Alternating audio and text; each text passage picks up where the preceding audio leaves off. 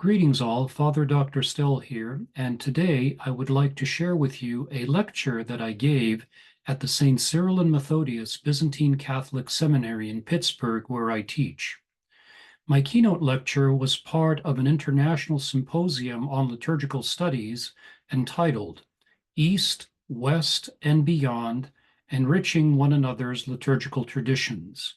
The conference was held from May 21st to the 23rd in 2019.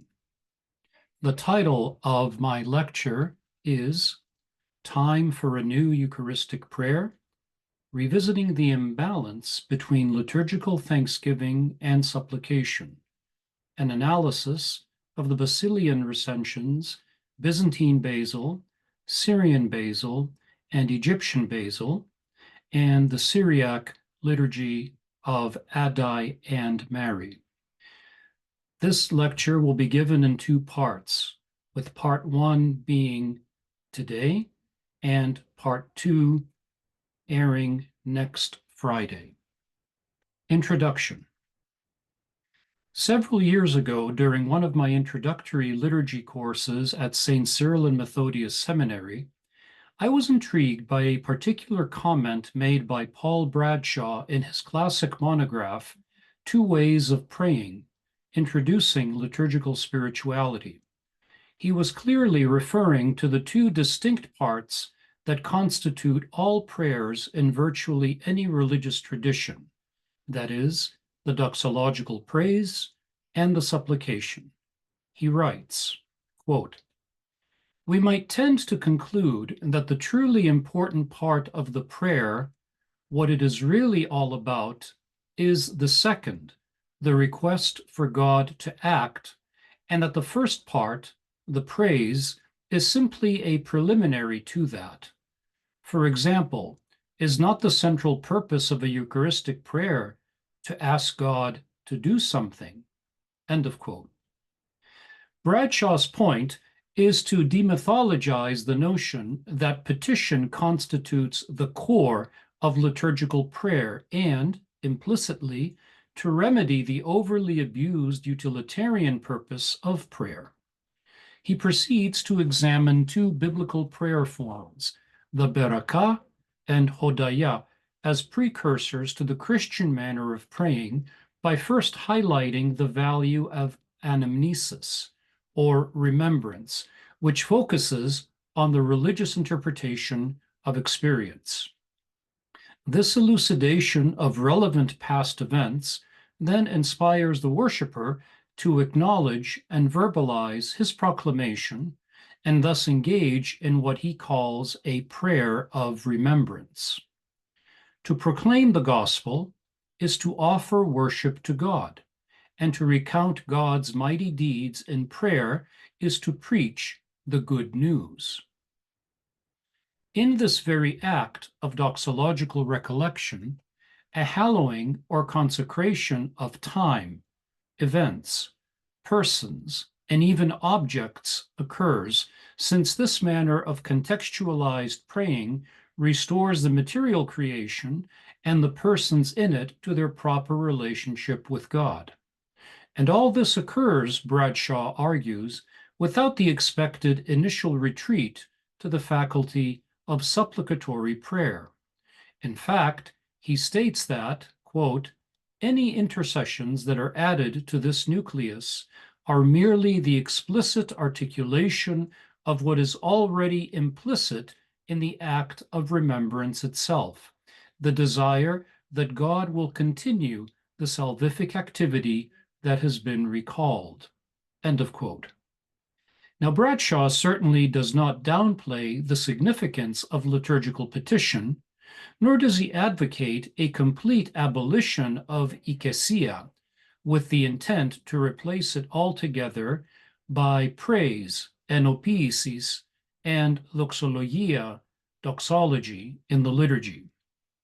His argument, rather, seeks to establish the intimate, mutual relationship between the two, but also to magnify the centrality of liturgical praise by subordinating petition to a secondary level of prominence. He seeks to accomplish this through a thorough investigation of the spirit that underlies biblical and cultic prayer, which avowedly later influenced the composition of Christian anaphorae.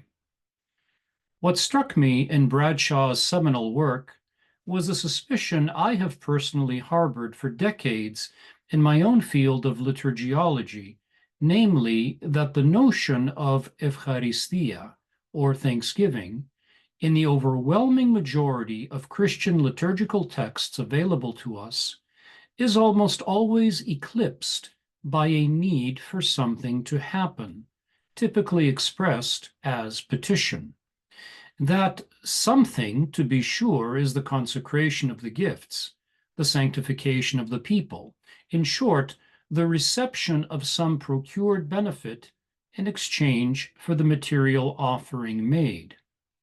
Yet, can we say that the inherent relationship between mankind and God is realized only within the context of a transaction of some sort?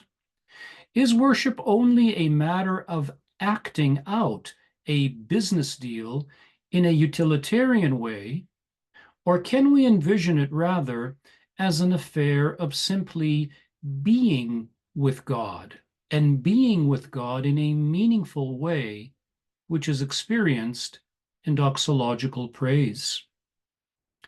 I recall the late Father Robert Taft's fondness in saying that the Eucharistic liturgy does not change bread and wine, but you and me. Is sanctification then achieved solely on the basis of an epikletic request to hallow the Eucharistic sacrifice? Or is it because the Church has entered into the fellowship of God in union with the angelic beings who laud the Trinity unceasingly, with the sacrifice and its eventual reception as Holy Communion as the explicit articulation and seal of our already begun consecration? I would suggest that the petitionary epiklesis should not be, in the mind of the assembly, the epicenter of what the Eucharist is supposed to achieve.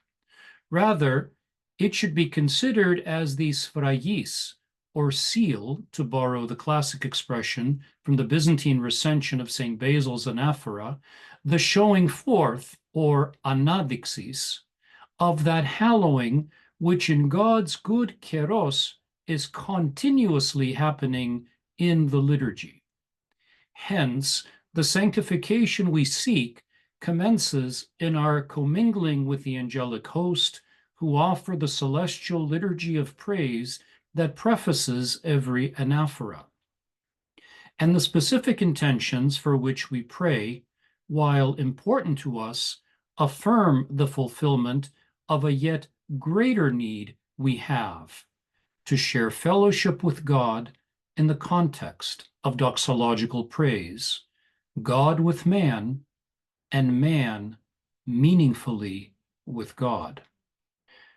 The majority of Eucharistic prayers that appeared in manuscripts after the 4th century, while containing both components of doxological praise and supplication, appear to focus primarily on the consecration of the holy gifts. Naturally, this comes as no surprise because of the centrality of the institution narrative, or by the very least, a reference to the Last Supper, which draws the Church into the business of doing the Eucharist in remembrance of her Lord, as we read in the Synoptic Gospel of Luke, chapter 22, verse 19, and in St. Paul's first letter to the Corinthians, chapter 11, verses 24 and 25.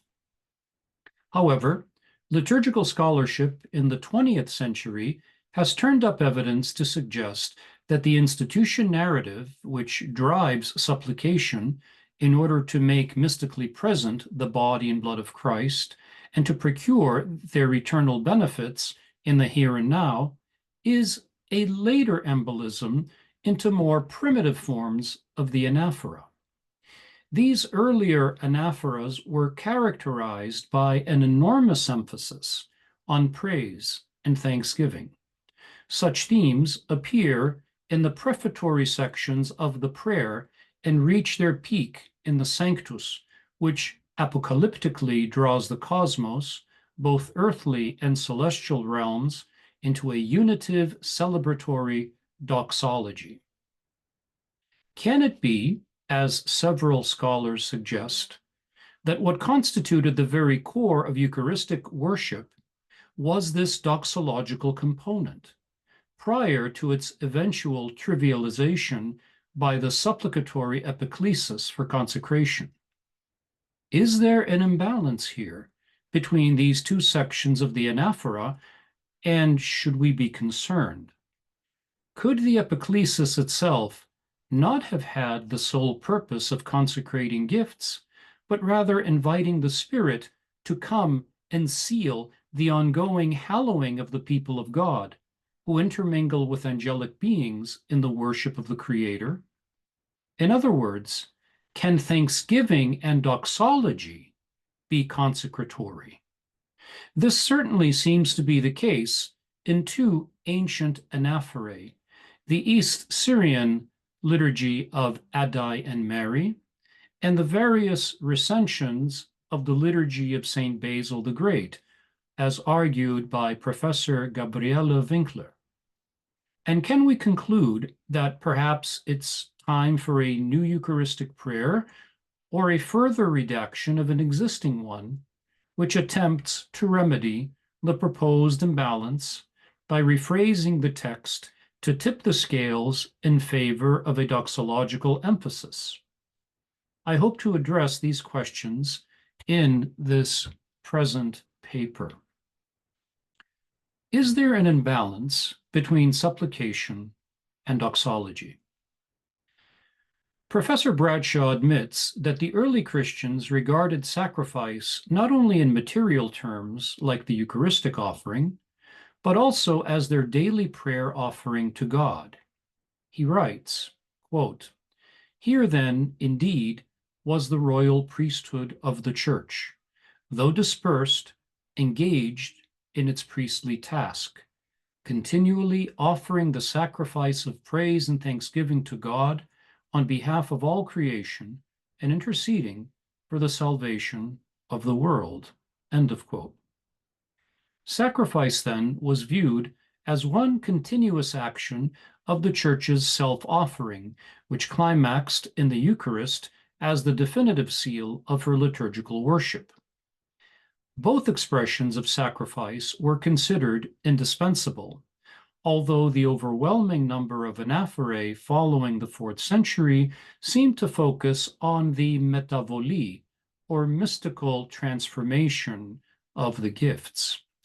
The anaphora's preliminary offering of praise preceding the epiklesis came to be viewed as nothing more than a laudatory introduction to the main event, as it were, expressed in part as a recapitulation of the history of salvation. Within the so-called section of the anaphora prayer known as the Post Sanctus, most Eucharistic prayers necessarily shift to the institution narrative following the joint expression of praise with the heavenly host. This transitional phraseology, linguistically speaking, may be succinct, though seemingly disjointed and perhaps even forced, as in the case of Chrysostom's Byzantine anaphora. "You are most holy, and sublime is your glory." And then the transition, "You so loved your world that you gave your only begotten Son." God's love for the cosmos certainly propels the incarnation, but the Son is introduced rather suddenly on this premise. Or the phraseology may follow, as in the case of Byzantine Basil, a rather comprehensive recapitulation of salvation history that ends with Christ, whose apocalyptic judgment of man's works introduces the narrative that has the potential to offset the severity of this judgment. In other Eucharistic prayers, such as the ancient East Syrian anaphora of Addai and Mary, that peculiarly is missing an institution narrative, the reference to the oblation occurs as an allusion during the second inclination prayer, or Jehanta. The Egyptian recension of Basil follows thematically the transition in Byzantine Basil, that is, from Christ's judgment to the institution of the Eucharist, although the Eucharist is referred to by the peculiar phrase, this great mystery of godliness. In the Eucharistic prayer of Serapion, the bishop of Thmuis in Egypt in the 4th century, sections of which have been imported from the liturgy of St. Mark, the presanctus, sanctus, and post-sanctus are followed by an initial epiklesis. Fill also the sacrifice with your power. However, the transition is so awkward. Full is heaven, full also is earth of your excellent glory, Lord of the powers. And then the transition, fill also this sacrifice with your power, that the suspicion of an unrefined embolism at this point cannot be ignored. Many other examples abound in the world of Eucharistic anaphorae, too numerous and tedious to properly analyze here.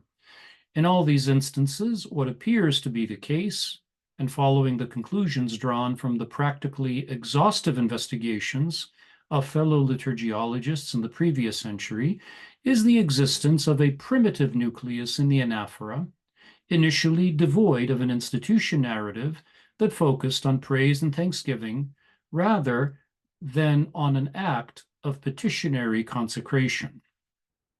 Professor Brian Spinks insightfully comments, and I quote, "The community did what the Lord said, namely, gave thanks over bread and wine, without having to remind God as to why it was celebrating this ritual." End of quote. What this primitive unit precisely consisted of, that is, its component parts, has been the subject of widespread debate among scholars. A starting point has been excising such later elements, like the narrative and the liturgical language of Eucharistic transformation, which did not seem in accordance with the Jewish grace after meals, or the Birkat Hamazon. However, as Spinks notes, recent scholarship doubts if the Birkat Hamazon can even be the basis of the Eucharistic passage in the ancient Didache, Book 10, let alone other anaphorae. Nevertheless, it seems that the early Christians' offering of the sacrifice of praise and thanksgiving, begun as a synergistic doxology with the angels and concluding with the expression of gratitude for the economy of salvation, as encapsulated in the Eucharistic gifts, formed the essential epicenter of Christian liturgical polity and spirituality. So, to answer the question of a possible imbalance between supplication and doxology in Eucharistic anaphorae, research shows a perceived symbiosis of the two, albeit at times strained with regard to the phraseology used to transition from one component to the other. This awkwardness may occur when the primitive core of later anaphorae is reworked or amended to focus more intently on consecration, moving away from anaphora models that did not submit to such a focus. However, I submit that when thanksgiving and the appropriate language conducive to thanksgiving and paleoanaphorae preside, the focus dramatically shifts to the work of doxology as primary and consecratory, with epikletic petition as secondary, and the fulfillment of what has already been achieved in the Eucharistic celebration. Next week, I will present part 2 of this present lecture. Thank you for listening and watching. Please be sure to subscribe to my YouTube channel at FRDRSSM 2024.